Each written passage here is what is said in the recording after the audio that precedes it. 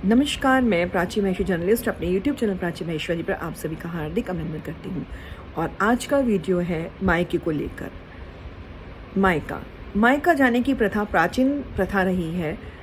माता पार्वती जो है वो अपने मायके जाया करती थी, माता सीता अपने मायके जाया करती थी। राजाओं की पुत्रियां भी अपने मायके आया करती थी।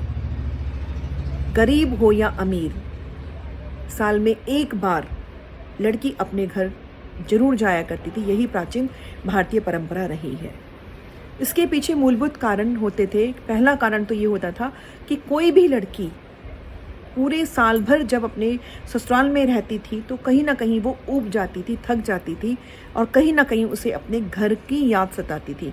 प्राचीन समय में जब बहुत छोटी एज में शादियां कर दी जाती थी लड़कियों की, तो उस समय जब उनका मायका छूट जाता था और वो ससुराल में आकर हर तरह का कार्य संभालती थी, तो वो उनके शरीर को थोड़ी सी शक्ति की ज़रूरत होती थी ताकि वो दोबारा से रिचार्ज होकर उस कार्य को कर सके।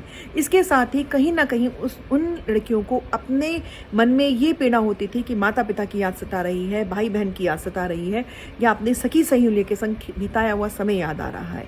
इसी यादों को तरोताज़ा करने के लिए हर लड़की अपने ससुराल से मायके जाया करती थी। पहला कारण तो ये था कि वहाँ से वो तरोताज़ा होकर आती थी, क्योंकि जितनी अल्हड़ लड़की मायके में रहती है, ससुराल में आकर वो उतनी ही बंधनों में बंध जाती है।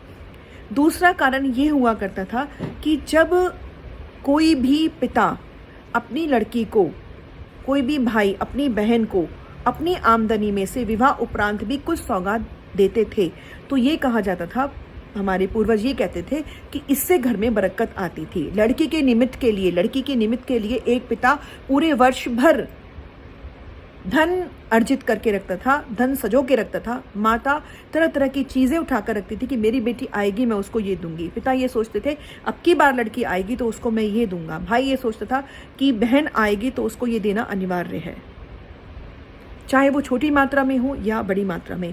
यथाशक्ति हर माता पिता, हर भाई भाभी अपनी तरफ से किसी भी लड़की को जो ससुराल से मायके आती थी, उसको जाते वक्त बहुत सारी सौगात देकर, आशीर्वाद देकर विदा करते थे।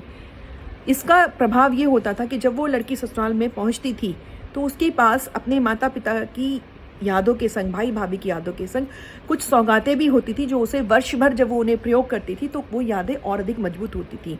इसके साथ ही जब वो सामान वो अपने ससुराल के लोगों को, अपने सास ससुर को, अपने पति को, अपने देवर देवरानी को, जिठानी को, जेठ जी को दिखाती थी, तो कहीं ना कहीं समाज में उसका मान सम्मान भी बढ़ता था।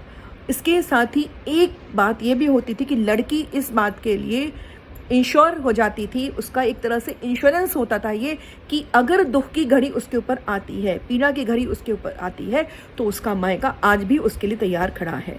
उसके माता पिता, उसके बहन भाई, उसकी भाभियाँ आज भी उसके लिए तत्पर हैं कि अगर कोई कठिनाई उसके ऊपर आती है तो वो उसका पूरा साथ देंगी। इसीलिए लड़की का मायका जाना जरूरी माना जाता था कि साल में एक बार गरीब से गरीब, अमीर से अमीर माता पिता अपनी बेटी को अपने मायके में जरूर बुलाते थे कि आप आओ, रहकर जाओ। ये प्राचीन परंपरा भारत की रही है जो आज तक कायम है। आज भी लड़कियां जाती हैं, लेकिन समय अभाव के कारण ये धीरे धीरे कम हो गया है।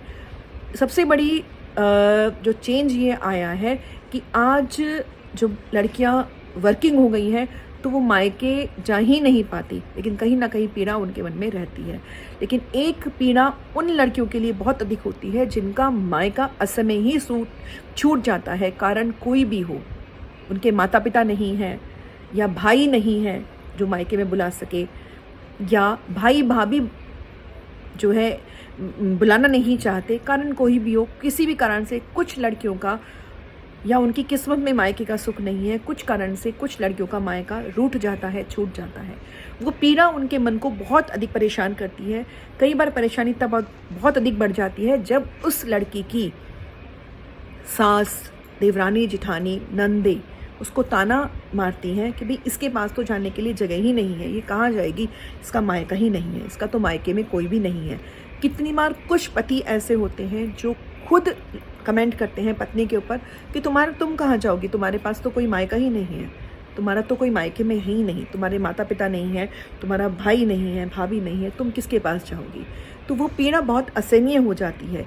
तो अगर इस तरह की स्थिति आपके संग है आपका मन भी मायके को लेकर दुखी है कि मायके में अब कोई रहा नहीं या मायके में कोई बुलाता नहीं, तो इस पीड़ा को शांत करने का एक सरल उपाय है। इस उपाय को आप आजमा कर देखिए, निसंदेह आपको इससे लाभ होगा। जब भी आपको मायके की उत्कंठा हो, विशेषकर जब बच्चों की छुट्टियां होती हैं, मई और जून का महीना आता है, तो निश्चित रूप से हर लड़की के मन में एक कश्मकश होती है कि काश मेरा मायका होता तो मैं अपने बच्चों को लेकर 2 दिन के लिए वहाँ जा पाती, आराम कर पाती, वहाँ घूम फिर आती। तो अगर इस तरह की उत्कंठा आपके मन में उठती है तो आप एक कार्य करें, जब भी आपका मन परेशान है, आप अपने घर के पास का मंदिर में जाएं, जहाँ पर शिवालय हो, शिव परिवार हो। उस मंदिर में जाकर आप एक मिठाई का डब्बा लेकर जाइए और मिठाई का डब्बा ले जाकर आप वहाँ शिवालय में रख दीजिए और वहाँ थोड़ी देर के लिए आप शांत मुद्रा में बैठिए। भगवान शिव में अपने पिता को देखिए। जो बातें आप अपने पिता से कहना चाहती हैं वो आप शिव जी से कहिए। माता पार्वती में आप अपनी माँ को देखिए। जो बातें आप अपनी माँ से कहना चाहती हैं वो माता पार्वती से कहिए। गणेश जी में और कार्तिकेय जी में आप अपने बहन भाइयों को देखिए। जो बातें आप अपने बहन भाइयों से कहना चाहती हैं या जो समय आपने अपने बहन भाइयों के संग बिताया है उसे आप अगर याद करना चाहते हैं तो वो बातें गणेश जी के सम्मुख या कार्तिकेय जी के सम्मुख कहिए। अगर सखी सहेली बहुत अधिक याद आ रही हैं तो आप नंदी जी के सामने अपनी व्यथा कह सकते हैं, अपने मन की बात कह सकती हैं।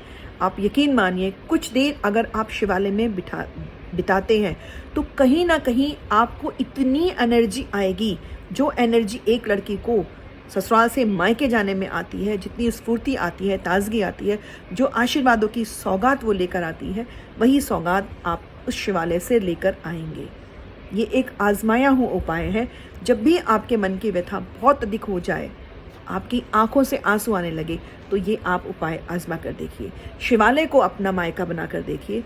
आपके मन में जो भी परेशानी है या कोई भी आपको ताने मार रहा है, उन तानों की जो पीड़ा है, आप यकीन मानिए शिवालय में जाकर शिवालय को मायके की नज़र से देखने के बाद वो पीड़ा पे ऐसा मरहम लगा देंगे शिव परिवार कि आपको वो पीड़ा दुखेगी ही नहीं, वो पीड़ा आपको परेशान करेगी ही नहीं।